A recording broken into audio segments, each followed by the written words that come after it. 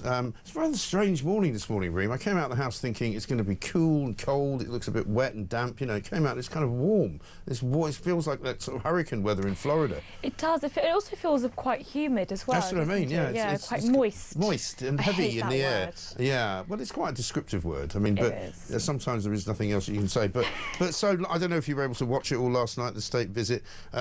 Great pageantry yesterday in Windsor. And, you know, of course, the thing that I found really funny was we were watching it here yesterday afternoon, and the BBC had to have a sort of cut-out corner of the protesters in London while they were showing what was going on in Windsor. And it's like, why are you doing that? It's a ragtag bunch of a few hundred people, hardly anybody at all. But they have to make the point that, you know, there are lots of people here that don't like Donald Trump. There are people that are here that are against them, right? And they're against the state visit. I mean, that's the point. And there was also a couple of members of Parliament I saw that were talking about, you know, the disruption that are going to be caused as a result of the state visit. I mean, come on, really, get a seriously. grip. I mean, it's wonderful that Trump has visited the UK twice now since he's become president. Totally. It's a huge, huge earmark. I mean, look, there is so much that we can learn from the United States and what they've been up to. I was in DC last week, speaking to some of the think tanks out there, hearing about how they've been able to talk to the Trump administration and what they're up to over there. But it's hugely significant, and it's really, really important that we welcome President Trump and we welcome the Americans with open arms, because they seem to be getting a lot of things right, at least in comparison to the absolute mayhem that we're facing here. But it's also just this government, symbolism. while you were away, the government has collapsed even further into the bin than it was before you went, you know? It has. It was really bad. Sort of watching it from abroad, I'm like, oh God, what is going on? But it's really important that that special relationship is kept strong, and we're very lucky that Trump sort of loves the UK no matter what, you know, craziness is going on over in number 10, no matter who Keir Starmer is. I mean, basically, Keir Starmer could be a complete fish, and Trump would still say, oh, you're the Prime Minister of the UK, it's all good, we love you. So it's really, really great, and the royal family played such a special part in this, I think. And he's also kind of risen above the kind of ridiculous, petty insults that have been thrown at him by various people, including Yvette Cooper, and a lot of people making fun of her spending 10 seconds like shaking his hand after, you know, slagging him off several times in the past. And then David Lammy, of course, doing the same thing. Even Starmer, we were playing clips yesterday saying, I don't like Donald Trump, I don't want him around for dinner, you know, I'm not a Trump fan, blah, blah, blah, blah. But Trump doesn't care, because he is the most powerful man in the world. Yeah, he can just rise above it. There's something quite remarkable about an American president and the way that they travelled around the world as well. I mean, I've seen several bits of footage of the motorcade kind of coming through various, like, small towns. There was one piece of film of it going through Walthamstow after we arrived at Stansted. It just looks amazing, you know, because about 35, you know, cars in the motorcade, it's ambulances and, you know, the thing with the nuclear device in it, rocket launchers, and people just looking at it going, wow, that is proper power, that is, you know. It is, and it is. I mean, it has real policy implications. I mean, look, the sort of the way it feels and the way it acts, and the way that Trump has sort of been able to bring his mark to the UK and signal. I mean, there was, I think it was on the front page of the Sun, where he was quoted saying things like, you know, the UK and the US have done the best things for the rest of the world. They've done, you know, they've done so much good for the rest of the world, and he really does view the United Kingdom as part of that journey, part of that relationship. And they've been negotiating this sort of deal around technology. Of course, digital services tax was a huge thing for the US, and they always said we weren't going to do a trade deal, free trade agreement with the UK unless we sorted that out, and we did one anyway. But of course, there's so much more room for improvement.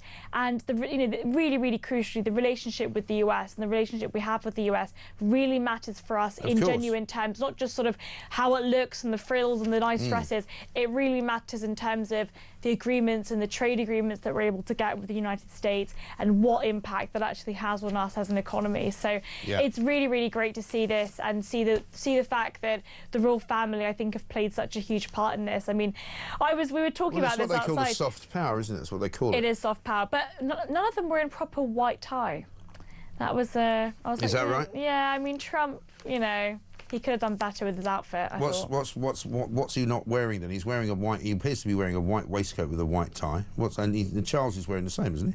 I don't think I think some of it isn't correct, although I might be wrong. Oh, okay. But it's but he's wearing a black sort of morning coat. Yes. And black trousers and then a white tie and a white shirt, which I thought that's Is that correct? I thought one of them didn't have it correct. But I think they all look very lovely. They do.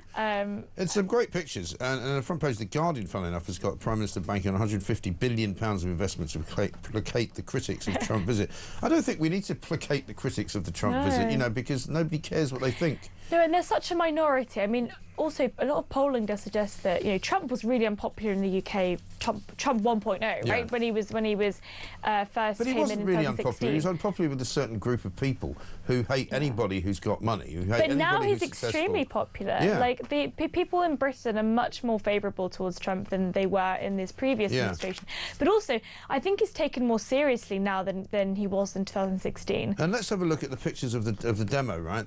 Here's one of the signs being held up. No to Zionism, stop US and Israeli terrorism. No to fascists, dump Musk and Farage. And then there's a load of Palestinian flags being waved. It's not exactly anti-American, is it? It's just like pro all of the crap that they come out with all the time, you know? Yeah, and it is the sort of socialist sort of cohesion where they've got pro-trans stuff, pro-Palestine stuff, anti-capitalist. It's like, it's just insane. I don't really know where any of these things come together, but they seem to... And nobody cares what these people think, you know? No, they are a minority. But it's interesting that, you know, as you said, the BBC highlight the protesters more than any other news channel. And part of it is we have to show and prove that there are some people that are against his state visit.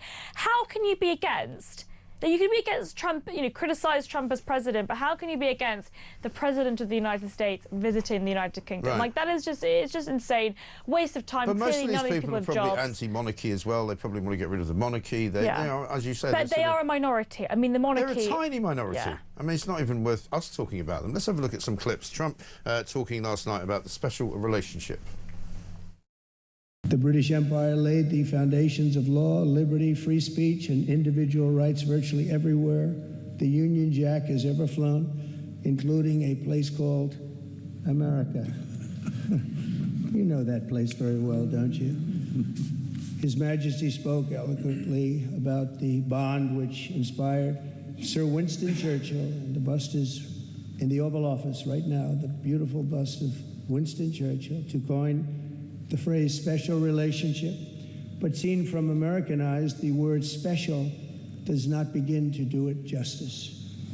We're joined by history and fate, and by love and language, and by transcendent ties of culture, tradition, ancestry.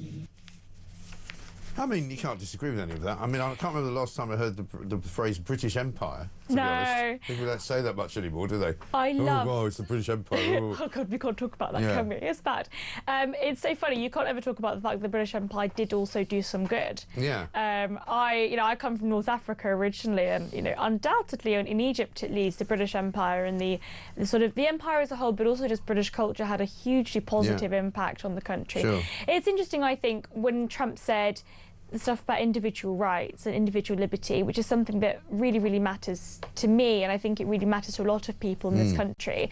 And the Americans have a constitution that even prevents Trump from being able to violate those individual rights. Yeah. And I have become more and more convinced, day in, day out, that we need a constitution. Yeah. We need something I was watching Harry Cole yesterday, because Harry Cole, who's now based in America as the Sun's editor-at-large, he was on with Fox and Friends, talking to three people on the sort of panel there about the arrest of Graham Linehan and of course all the other kind of hate speech things that are going on, and they were literally aghast. They were going, what? You know, somebody's been arrested, a woman was put in jail for a tweet, and they're kind of they can't believe it. And I lived in America for 10 years, and you really do have free speech there. There are things, there's barely nothing that you can't say, you know, because they're really, really fierce about protecting it, and we have to be really careful, I think. But even when certain governments and certain politicians try and violate that, the Constitution protects it. I mean, Trump signed an executive order saying if you burn an American flag, you'll go to prison for a year. Yeah. it won't ever happen, because it has happened in the past where Texas tried to do this. Somebody went to prison for it, or was fined for it, I believe, and then it went to the Supreme Court and they said, no, this is a violation of their freedom of expression. Right. You know, you're allowed to burn the American flag, and that is your God-given individual right. Absolutely. And we just do not have that in the UK. Yeah. We need a constitutional right to freedom of expression, and I think that it's really important, because even Trump, who is today and yesterday discussed how important it is that individual rights are protected.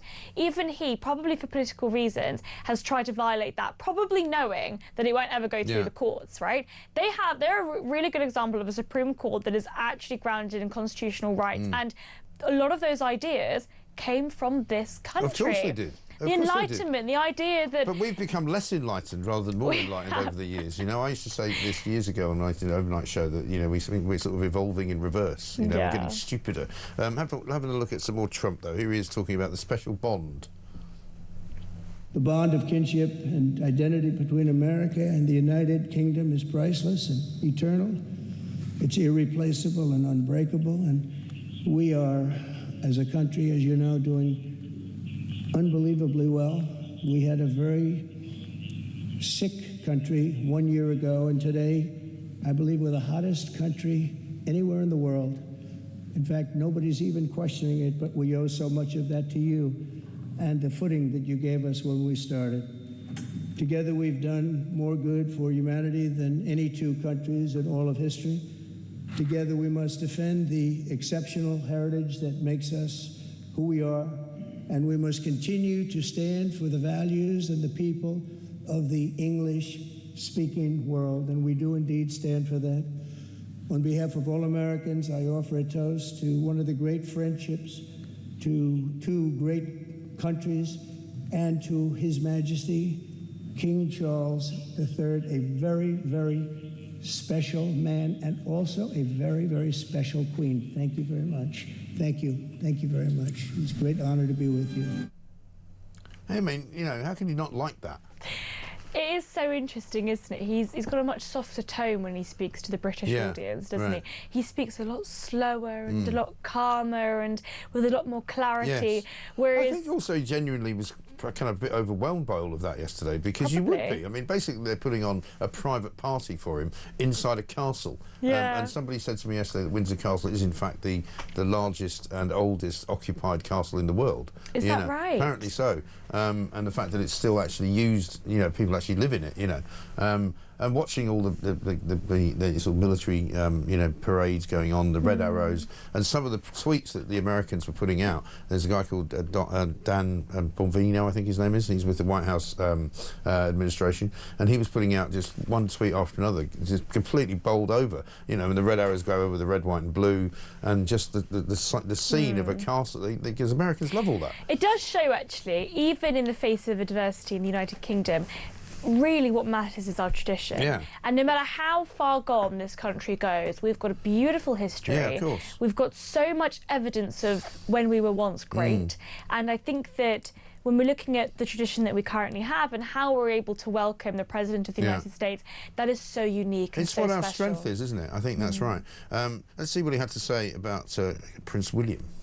I'll tell you that I just stood in line and shook about 150 hands, and the king knew every single person and every single company, and some of them had bad names like XYZ-Q3, and he knew every one of them, or at least I think he did, because nobody was complaining. I was very impressed with that.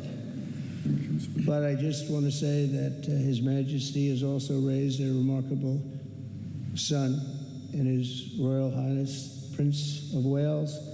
Really amazing. We've gotten to know you, and I think you're going to have an unbelievable success in the future. Just the one fantastic son.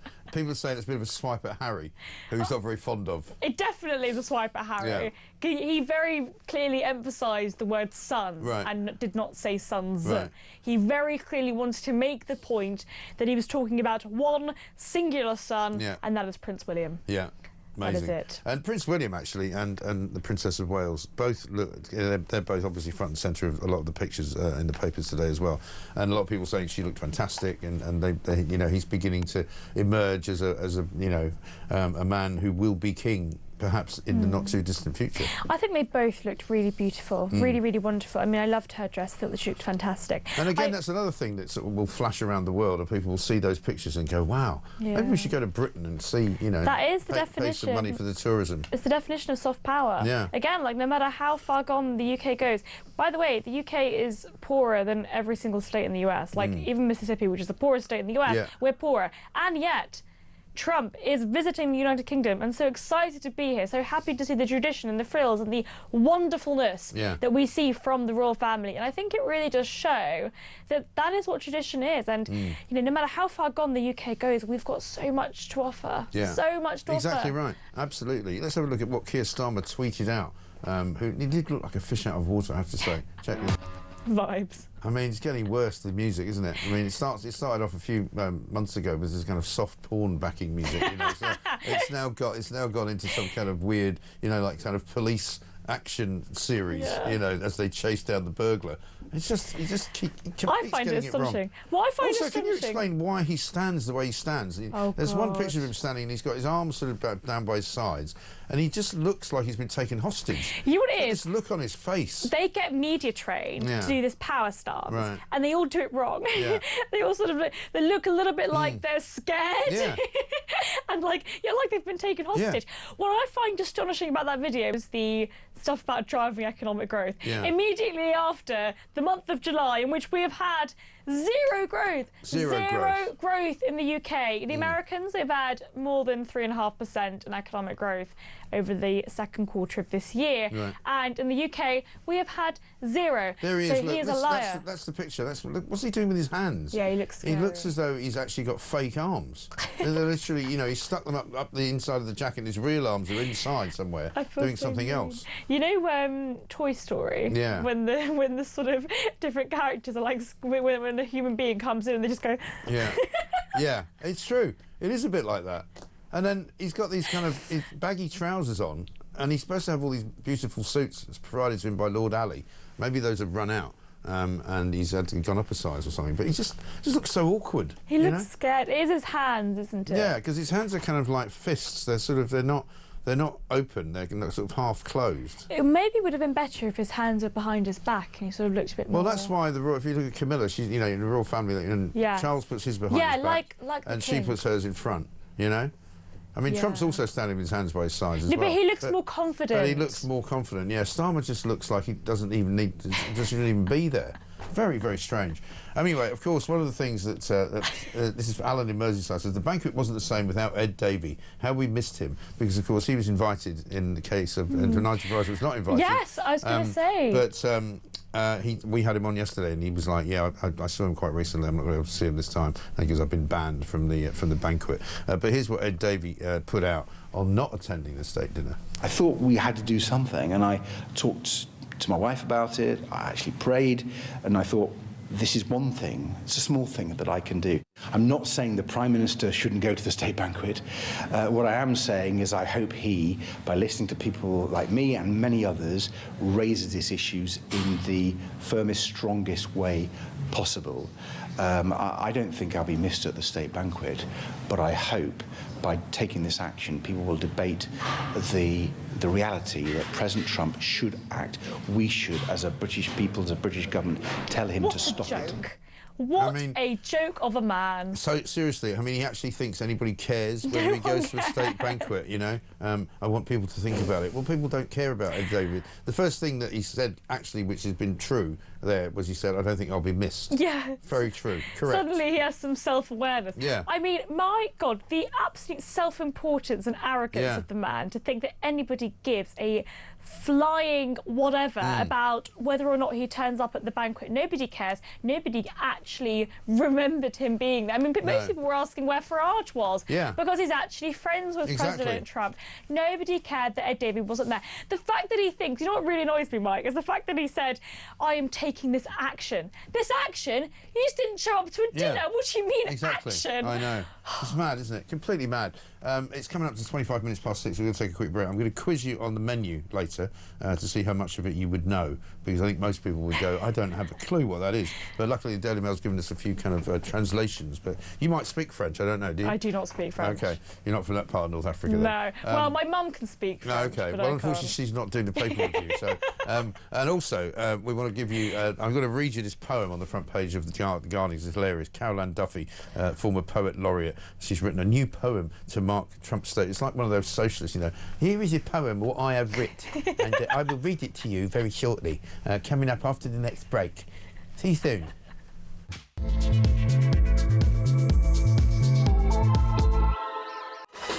Welcome back to Morning Glory at 6:29, very nearly. Reem Ibrahim is here. Peter in Croydon says, morning, Mike, just for comedy purposes, I watched Sky News for the Trump visit, and they were so desperate to see things go wrong to slag off Trump. They tried to slag him off when he walks in front of the King to inspect the guard, but it was the King who ushered Trump forward. Not even a positive word on the beauty and elegance of Melania, juvenile and shameful. Yeah, there is this kind of a disease that seems to take over the media in this country whenever they see Donald Trump, and they have to kind of somehow find something wrong.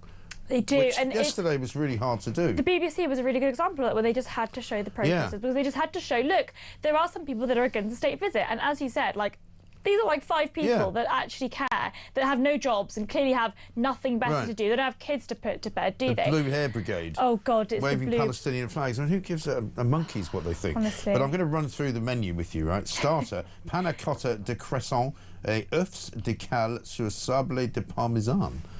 Any ideas? Well, I know what panna cotta is. Right. I know what parmesan is, but that's about it. OK.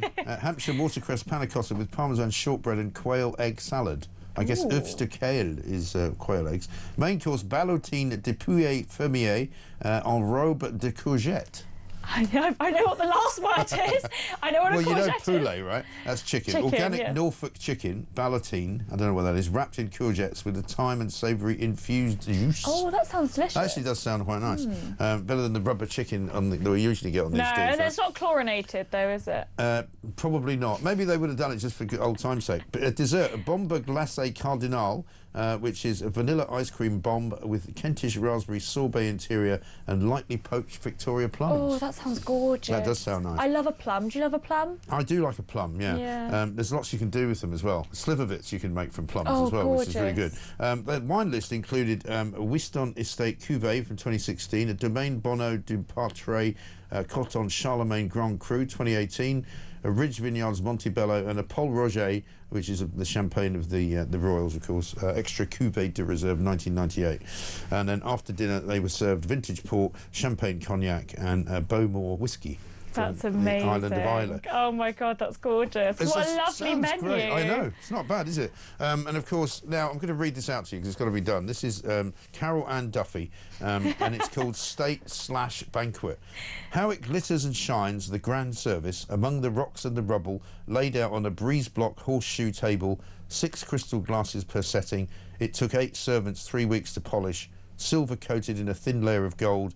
Even the concrete dust in the air seems glamorised, and the ruins are decked in the uplifting flags of democracy. I mean, it's not really even a poem, is it? That's not. That's awful. Also, Carol Ann Duffy, just to be clear, is not just some random poet. I mean, you know, she's a Nobel laureate. She was the poet laureate, yeah. Is like on every GCSE syllabus. Every child in the United Kingdom will have studied Carol Ann Duffy, and Carol Ann Duffy, sorry. But she is so interesting, I think, as a poet, because everything, I mean, basically all of it, this is my big problem with English literature in the UK, is that it's always some kind of anti-capitalist, anti-government, kind of anti-establishment poem. Because it has to be. Because the establishment is now anti-establishment. No, because the establishment is now left-wing. Yeah. I'm not going to bore you with the whole lot of it, but the final part is, let the trumpets sound on the bomb site as the great and the good pick their way through and a famished child peers through a bullet hole in the wall.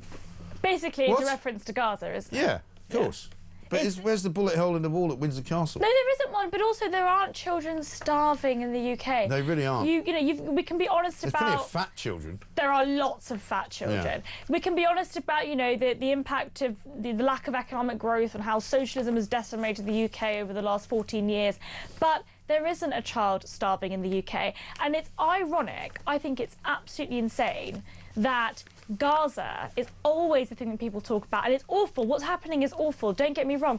But nobody talks about Sudan or the Uyghur Muslims in China or Yemen. I mean, there is conflict and war everywhere, and Gaza is the trendy one to talk about. And as everybody says, who is on the side of the Israelis, basically, or on the side of humanity, release the hostages and then it all ends, right? That's what Israel say, and, you know, but I don't really get into that. Let's talk about a couple of the other stories on the front pages as well, because this one on the front of the Telegraph, Home Office Charities Guide for Migrants to Avoid Deportation. I've been saying this for years, that there are so many of these charities. This is just one, which is called Bail for Immigration Detainees. Just one, but there are dozens of them that get public money that people donate for things like comic relief, also get money from government departments, and they're literally there to assist people to come to this country illegally and to stay here. Yeah, so £400,000 in comic relief donations, and this particular charity, of course, gives legal advice to those that have that are claiming asylum,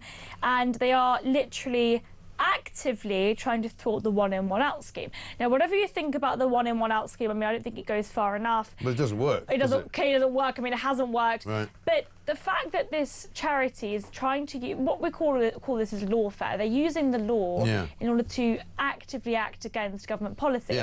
So the question is, why hasn't this government or the last government been able to actually reduce illegal migration? It's because of charities like this, but who are funded by government departments. It's insane. But this is the case with a lot of charities. I mean, I don't think people realise this. The public fund so much that we have no idea about, because it's different grants that go in different places. You know, I was talking about this the other day, Action Smoking Health, a charity that talks about you know, the importance of quitting smoking. They were the main people that were lobbying. They basically, the government take taxpayer money, fund these organisations to lobby themselves, right? And this is what's happened here, where these particular individuals, these asylum seekers, are being given legal advice on how to effectively thwart these government policies. Well, it's worse than that. They get a 12-page document which encouraged those migrants who've been told by the Home Office to be sent back to France to act quickly, to get a lawyer, and to consider any High Court action to fight their removal. It also provides 3 cut-and-paste letters which include a method of listing reasons they could be bailed and avoid deportation. So when all these people come out and go, oh, I can't go back to France, the Eritrean the other day, because I'll be destitute, that'll probably be in this booklet. You know, an Albanian guy who didn't get sent home because of his Portuguese wife who lived in Britain and didn't want to go to Albania. He said, well, I can't leave my wife. Another reason to stay. All of these reasons will be in this bloody booklet. Yeah, right? and it includes template letters that they can use, and it gives them suggestions on how to use the legal and human rights arguments to fight their deportation. What's really fascinating about this is that, of course, there was lots of criticism of the Conservative government for not being able to do, you know, and people were saying, you know, look, I mean, the legal aspects to this are insane. We just got to leave the ECHR, and this is proof that, you know, even if there is will within government, and I do think that they wanted to actually make this scheme work, right? Even so, there are so many different organisations and charities that are acting against them. Which the government have helped to set up. That's the whole thing. And I mean, I don't mean this government, but lots of governments, including the last one. But it says here they've also got each template that they've got in this booklet, and it provides a checkbox of 5 possible grounds that could help them remain in the UK, including claiming that they've suffered torture or inhuman treatment, been trafficked, or have mental or physical health problems, or have family in the UK. These are all the reasons that these people use. But and the judges fall for them every time. I mean, it's not that the judges fall for them. The judges don't want them to go in the first place. The judges don't fall for anything. They want these people to stay. Like, this is the problem, right? When you've got, well, they should bloody well put them up in their houses then. That's what they should do. If you're pro open borders migration and you want the people that have come to the UK illegally to stay, then why don't you put them up? Exactly. Because here's an example of why this whole business of illegal migrants is wrong. There's a guy who was sent to prison this week because he was found guilty of raping a woman in Hyde Park. His name is Abdul Rahman Adnan Abu Layla. He's 42 years old, and he's from Egypt, right? And so he came to this country illegally, I think 2022 or 23, and he was living in a hotel in Ealing. when he committed this particular crime. He's got a wife and son who live in Turkey, right?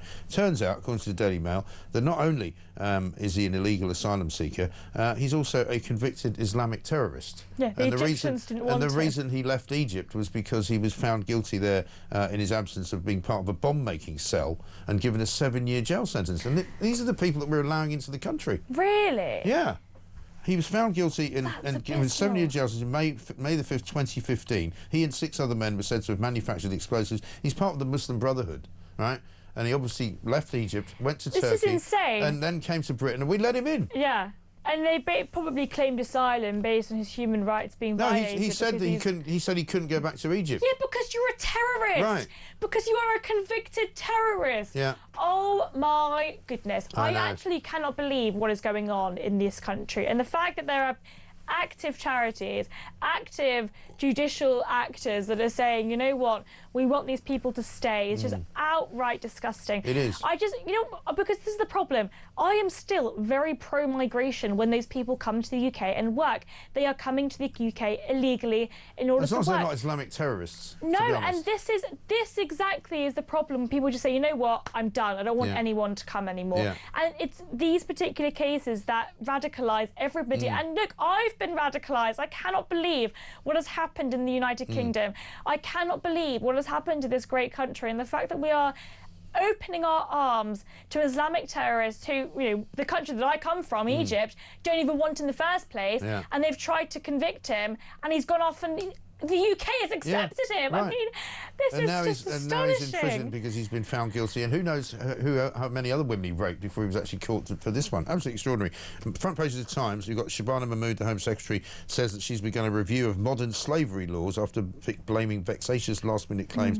I mean, all of this happens. I mean, how many times have I sat here, and you've sat here probably as well, looking at what the Home Secretary, the new Home Secretary, is going to do, and every single time there's a sort of churn of a Home Secretary, they all go, oh, we must look at these new slavery laws because they seem to be damaging. It's like, you know, what's the Home Office doing? How are they not doing anything for the last 20 years? They've done nothing. The square root, sweet FA, and there's more and more people coming here than ever.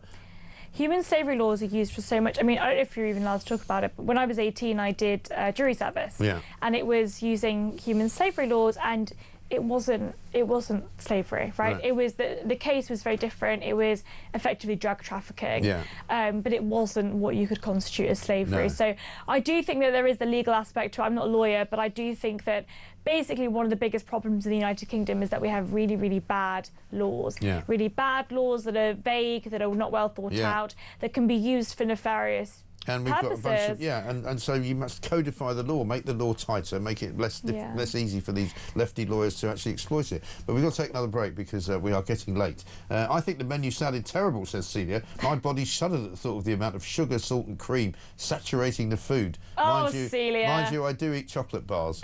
I mean, come on, Celia. You know, once in a while, if you got to be invited to a state banquet, what would you expect? You'd expect all that fancy stuff, wouldn't you? Anyway, 6:41, back after this.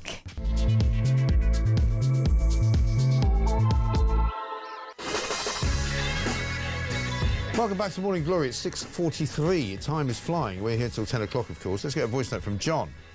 Hi, Mike. It's John in Vietnam here. Well, the Brits can certainly put on a great show of pageantry. What a great spectacle that was. On the banquet, I hear a lot of the Labour personnel were all sitting next to large companies such as BlackRock, etc. That, for me, is very worrying. They don't seem to be interested in the small businessman, small businesswoman. They want to cozy up to these big conglomerates. Great show, by the way. John, thank you very much. John from Vietnam. People are listening far and wide to this show. Here's one from Sonia, who says, hi, Mike, I've got a poem which is much better than that Duffy guff. Trump gives lefties the hump as they shiver by the eco heat pump. Trump gives our economy a bump and avoids London because it's such a dump. Trump, please give Starmer a thump because he really is a chump. That's really good. Have a great day. Well done, Sonia. Thank you very much indeed. Was that ChatGPT'd? I don't know. But it's not bad, is it? No, I mean, I'm good. not one of those that can tell whether something's been ChatGPT. It's not something I use, really. But certainly, ChatGPT would be better than anything that ridiculous poem in the front of The Guardian would be. But here's a good one. I like this on page 10. There is some kind of business summit going on today. And one of the guys who's going to be there is the world's biggest AI boss, right? This guy called Jensen Huang, boss of chip giant NVIDIA. He basically said to Ed Miliband, OK, you're going to build these new big data centres, but you're going to need to have some gas-fired power stations to make sure you've got enough power. Because I said this yesterday, you know, when they want to open all these data centres, they drain power so much out of the grid and they drain all the water from the sort of surrounding area that you actually need far more and more sort of cogent and robust energy because supply. the price will come up. I mean, you're absolutely right, Mike. It's basic supply and demand. Yeah. If you want prices to come down, you need to increase supply.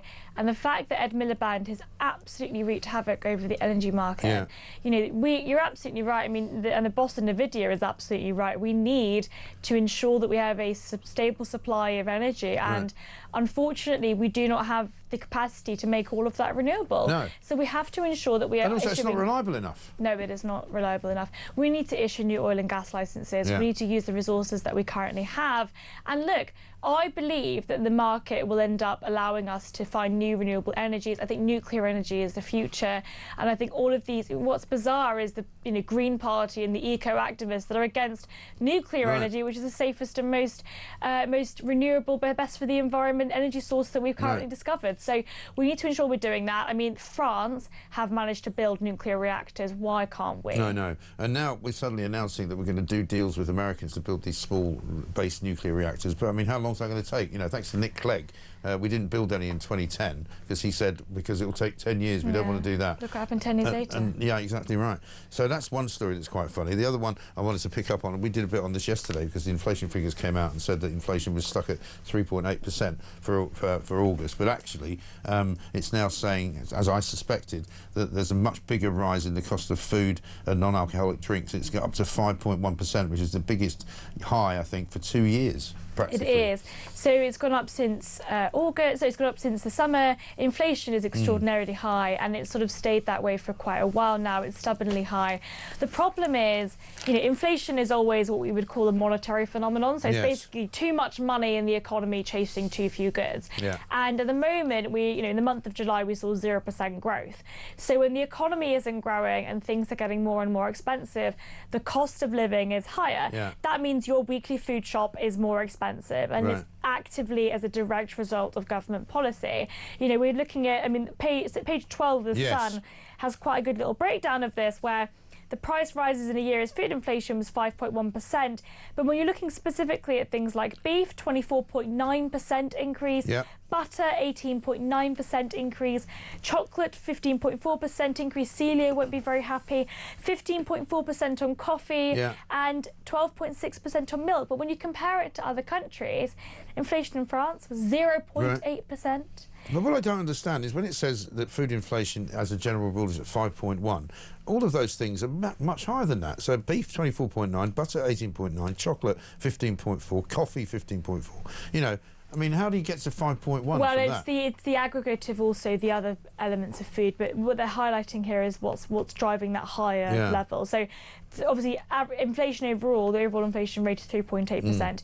When you're just looking at food and non-alcoholic beverages, it's 5.1%. But when you're looking specifically at those particular products, that is what's driving it forward. The problem with this, though, Mike, is these are all things that people on an everyday basis will be consuming. Milk, coffee, butter, beef, chocolate, these are all everyday goods. Well, I did an online shop, funnily enough, yesterday, right, and noticed, because you just sort of click this, and there's some minced beef that I get, 5% fat, very good from Waitrose. It used to be about $4.99, it's now $7.50. Yeah. $7.50. But to understand why is your food shop more expensive now?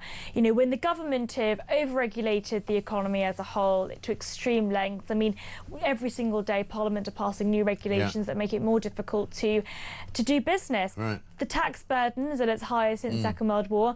This exact page on the Sun as well have also showed that the tax burden is predicted to be about 38% of GDP. So it's already higher than the 1970s, and it's about to get even higher. What does that mean? That means that the government is getting even bigger. The non-productive part of the economy, not the private sector, people are working hard.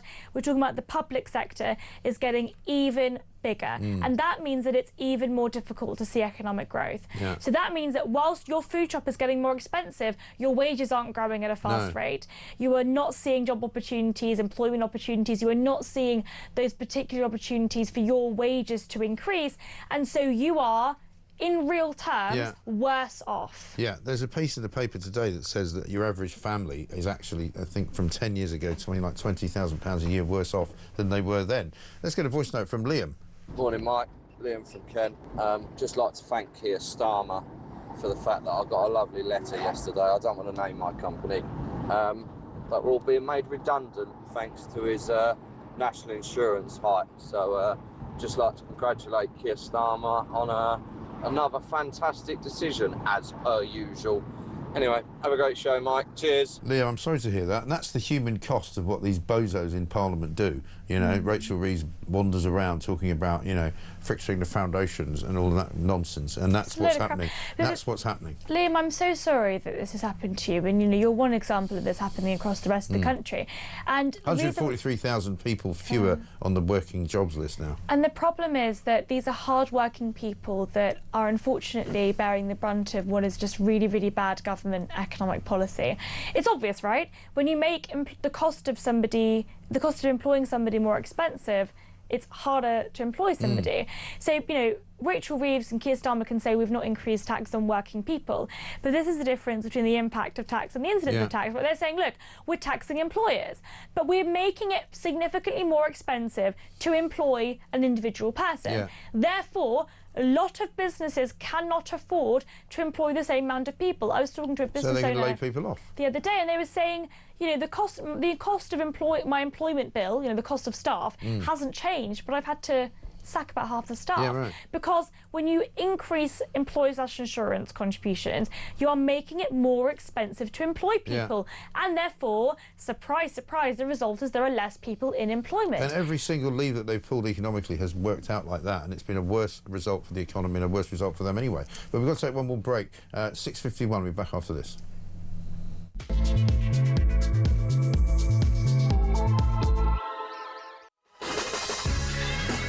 Welcome back to Morning Glory, 6:55. We are here, of course, until 10 o'clock, and we are here with morning with Reem Ibrahim.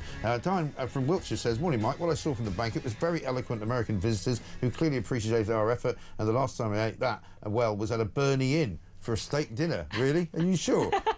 And Dave in Melton Mowbray says, morning, Mike. You're on about AI data banks being built in the UK. Wouldn't it be ironic if they had to power them by diesel generators? Ha ha. Yeah, they probably will, won't they? That'll be the problem.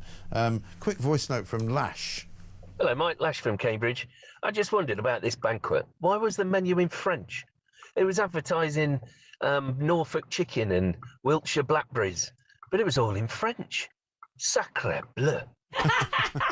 Well, this is the thing. I mean, I guess when you go to a posh dinner like that, it's like if you go to the Manoir de Quatre Saisons for dinner, everything's in French. And I guess it's a bit of a snobby foodie thing, isn't it? It is a snobby foodie thing. Also, the wines are all French, right? But yeah, I mean, you're right. I mean, Norfolk chicken and Wiltshire blueberries. They could have gone the other way and had the wines from England, because there's some fantastic wines now from Sussex and Kent. Have you had good English wine? Oh yeah.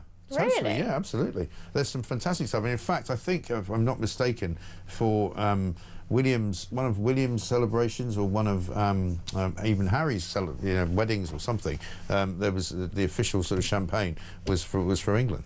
Well, it's not really champagne then, is it? If it's not from champagne. There's such a thing as a Sussex, which is now called, which is a type of champagne. You can't call it champagne because it's not from the Champagne region, but it is effectively champagne. Yeah. But the official name of it is now Sussex. Okay, that's cool. But it's not champagne. You can't call it champagne unless it's from Champagne. No, it's not. I'll tell you what this is. But what I'm saying is that if they'd wanted to promote British, business and British vineyards, they could have done. They could have had Sussex. They could have done. An awful lot of French vineyards are also buying vineyards in England. Is that right? Yeah, because... Is it because our climate's getting warmer? Getting slightly warmer, yeah, exactly. That's really interesting. I've got to say, Chapel Down in Kent is a very well-known one. Really? Yeah. Oh, I've got to go make a trip. Yeah, got to go explore. Yeah.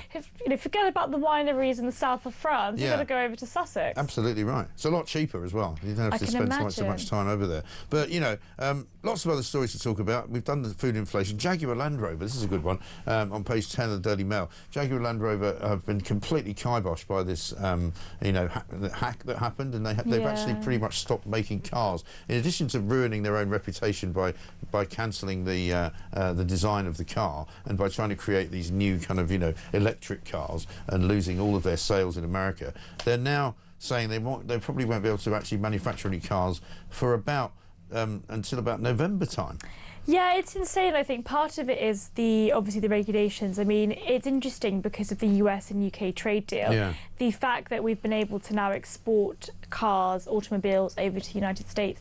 But, the quota is about 100,000. I would like to see us get rid of that, which is part of why the US and UK relationship is just so incredibly important.